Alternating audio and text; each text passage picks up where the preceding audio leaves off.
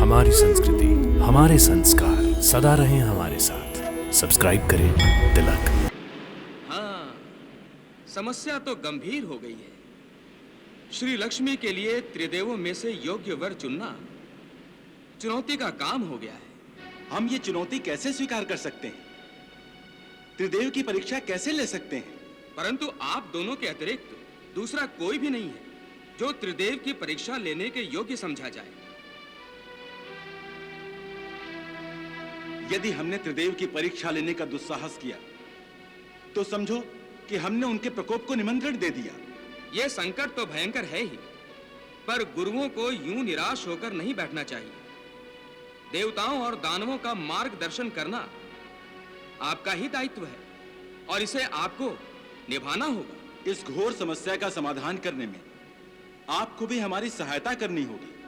हाँ मुनिवर, यदि मैं आपके और सृष्टि कल्याण के इस शुभ कार्य में किसी काम आ सकूं, तो यह मेरा सौभाग्य होगा।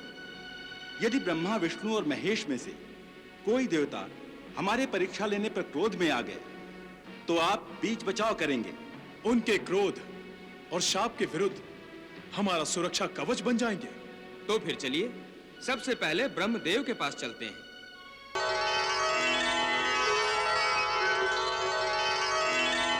हे लक्ष्मी भगवती माता, अब आप स्वर्ग लोक में पधार कर हमें उपकृत कीजिए। वत्स देवेंद्र, मेरे लिए कोई भी लोक त्याज्य नहीं है। मुझे असुर लोक भी प्रिय है और स्वर्ग लोक भी। परंतु क्या माता? परंतु मैं त्रिगुणातीत हूँ। सत्व, रज, तम, इन 3 गुणों से परे हूँ। इसलिए देव और दैत्यों में जो भी कोई त्रिगुणातीत होगा, मैं उसी का आश्रय लेना चाहूंगी।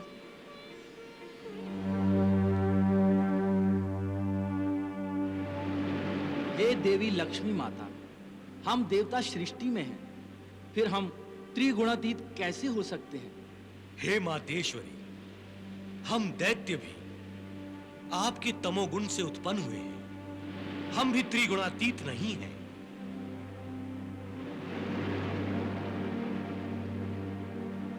परंतु देवेंद्र, असुरराज, इस समस्या के समाधान के लिए आप ब्रह्मा, विष्णु, महेश, इन त्रिदेवों के शरण में क्यों नहीं जाते?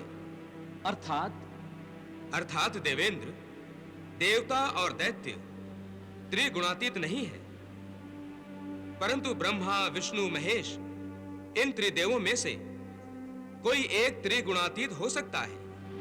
मां लक्ष्मी इन त्रिदेवों में से किसी एक का आश्रय ले सकती हैं। मुझे स्वीकार है, परंतु त्रिदेवों में से मैं किसका आश्रय लूं? इनमें कौन होगा त्रिगुणातीत? अब क्या करें देवेंद्र? अब हम अपने गुरुदेव की शरण में जाते हैं।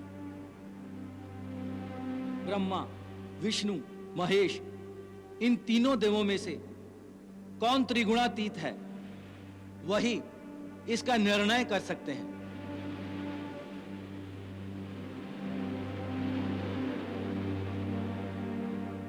हे गुरुदेव, अब आप ही हमारा मार्गदर्शन कीजिए। अब आप ही निर्णय लीजिए। नारायण नारायण।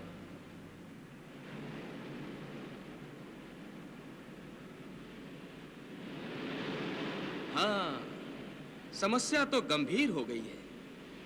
श्री लक्ष्मी के लिए त्रिदेवों में से योग्य वर चुनना चुनौती का काम हो गया है। हम ये चुनौती कैसे स्वीकार कर सकते हैं? त्रिदेव की परीक्षा कैसे ले सकते हैं? परंतु आप दोनों के अतिरिक्त दूसरा कोई भी नहीं है जो त्रिदेव की परीक्षा लेने के योग्य समझा जाए। यदि हमने त्रिदेव की परीक्षा लेने का दुस्साहस किया तो समझो कि हमने उनके प्रकोप को निमंत्रण दे दिया। यह संकट तो भयंकर है ही, पर गुरुओं को यूं निराश होकर नहीं बैठना चाहिए। देवताओं और दानवों का मार्गदर्शन करना आपका ही दायित्व है और इसे आपको निभाना होगा। इस घोर समस्या का समाधान करने में आपको भी हमारी सहायता करनी होगी।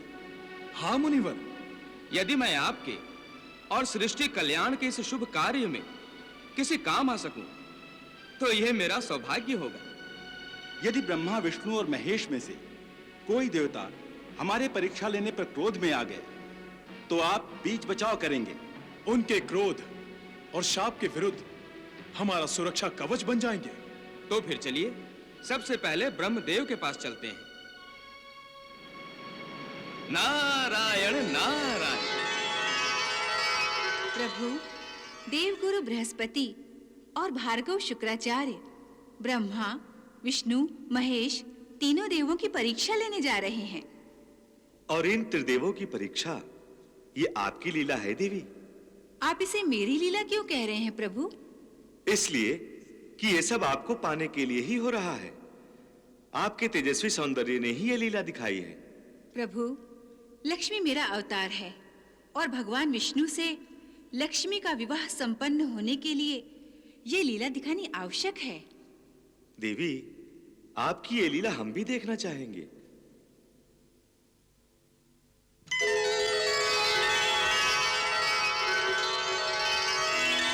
नारायण नारायण।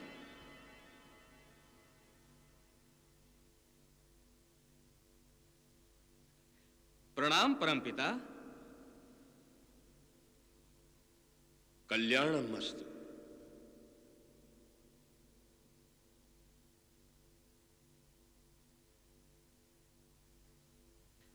प्रणाम सप्तऋषियों। शुभम भव। देव ऋषि, ये हम क्या देख रहे हैं? क्या भार्गव देव शुक्राचार्य और देवगुरु बृहस्पति अपनी मान मर्यादा और शिष्टाचार भूल गए हैं कि उन्होंने ब्रह्मदेव की सेवा में उपस्थित होकर उन्हें प्रणाम तक नहीं किया? शिष्टाचार हम भूले नहीं हैं, बल्कि ब्रह्मदेव को शिष्टाचार याद दिलाना चाहते हैं। आप परमपिता ब्रह्मदेव को शिष्टाचार का पाठ पढ़ाना चाहते हैं? किसी को शिष्टाचार का पाठ पढ़ाना कोई पाप नहीं है। और शिष्टाचार का पालन एक ओर से नहीं किया जाता। शिष्टाचार का सिद्धांत और मांग ये है कि जब अतिथि आए तो स्वामी आगे बढ़कर उसका स्वागत करे। हम ब्रह्मदेव से छोटे ही सही, पर हैं तो उनके अतिथि ही ना। उन्हें हमारा छोटापन याद दिलाकर हमारा अपमान करने का कोई अधिकार नहीं। इस समय आप परमपिता ब्रह्मदेव का अपमान कर रहे हैं। जब वो हमारा अपमान कर रहे हैं तो फिर हमसे सम्मान की आशा क्यों कर रहे हैं? बस बस बस, ये सब क्या हो रहा है? आप दोनों ब्रह्मलोक में आकर ब्रह्मलोक की शांति को भंग कर रहे हैं। क्या कोई अतिथि किसी के घर में घुसकर ऐसा दुर्व्यवहार करता है? ये आपको शोभा नहीं देता गुरुओं। और आप उचित अनुचित कुछ भी करें, आपको शोभा देता है? मैंने क्या अनुचित किया है? आपने सृष्टि रची। हाँ, रची है। तो इसमें क्या बुरा किया है? बुरा यह है कि आपने जो संपदा सृष्टि के कल्याण के लिए है उसे समुद्र तल में छिपा कर रखा है। जो वस्तु जिसके लिए बनाई गई है वो तो उसका स्वामी हुआ ना। तो फिर स्वामी से उसकी संपत्ति छुपाना तो खुली चोरी है। चोरी है, चोरी है। देवगुरु,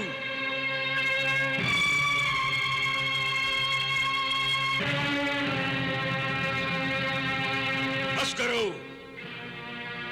आप मुझ पर चोरी का आरोप लगा रहे हैं, मुझे चोर कह रहे हैं। अरे मैं तो इस समस्त सृष्टि का स्वामी हूं, राजा हूं, विधाता हूं। इस सृष्टि का हर कण मेरी ही रचना का चमत्कार है। और ये जानते हुए भी, ज्ञानी होते हुए भी, आप भी मुझ पर उस संपदा छुपाने का आरोप लगा रहे हैं, राजा को चोर कह रहे हैं। ये आप दोनों की धृष्टता है, मेरे राजसी अधिपत्य से विद्रोह है। अपने स्वामी से विद्रोह के इस घोर पाप का दंड तुम दोनों को अवश्य मिलेगा।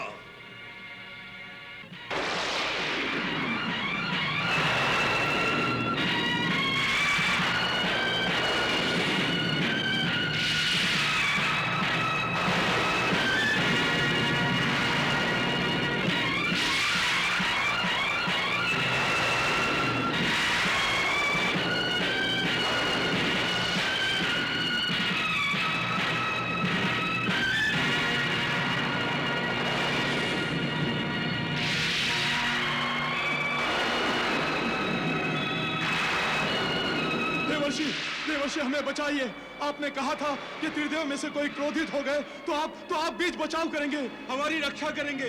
देवर्षि परमपिता को समझाइए, देवर्षि समझाइए। हे परमपिता, ये आपने क्या किया? अनजाने में इन निष्पाप गुरुओं को शाप देकर कोई अनर्थ मत कर बैठिए परमपिता। मुनिवर, आप सब कुछ अपनी आंखों से देखकर और अपने कानों से सुनकर भी इन्हें निष्पाप कह रहे हैं। ये दोनों तो ऐसे शाप के योग्य हैं कि प्रेत आत्मा बनकर युगों युगों तक इस अंतरिक्ष के घोर अंधकार में भटकते रहें। नहीं परमपिता, जो मैंने और आपने देखा और सुना है, ये तो केवल एक नाटक था। नाटक? कैसा नाटक? हे परमपिता, समुद्र मंथन द्वारा सागर कन्या लक्ष्मी के आते ही सब उस पर मोहित हो गए। हर कोई उसे अपने साथ रखना चाहता था, परंतु देवी लक्ष्मी अंत तक उसी का साथ देंगी जो त्रिगुणातीत हो। अब समझा। तो गुरु बृहस्पति और गुरु शुक्राचार्य मेरी परीक्षा ले रहे थे।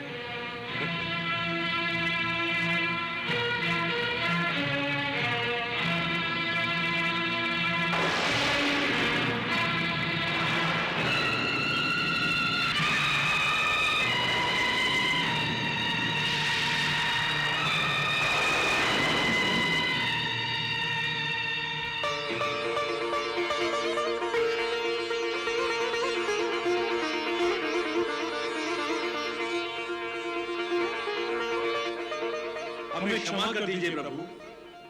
मुझसे पूछ लिया होता तो मैं स्वयं ही बता देता, क्योंकि मैं सृष्टि का स्वामी हूं, विधाता हूं, राजा हूं। इसलिए मेरे राजसी गुण का होना तो स्वाभाविक ही है।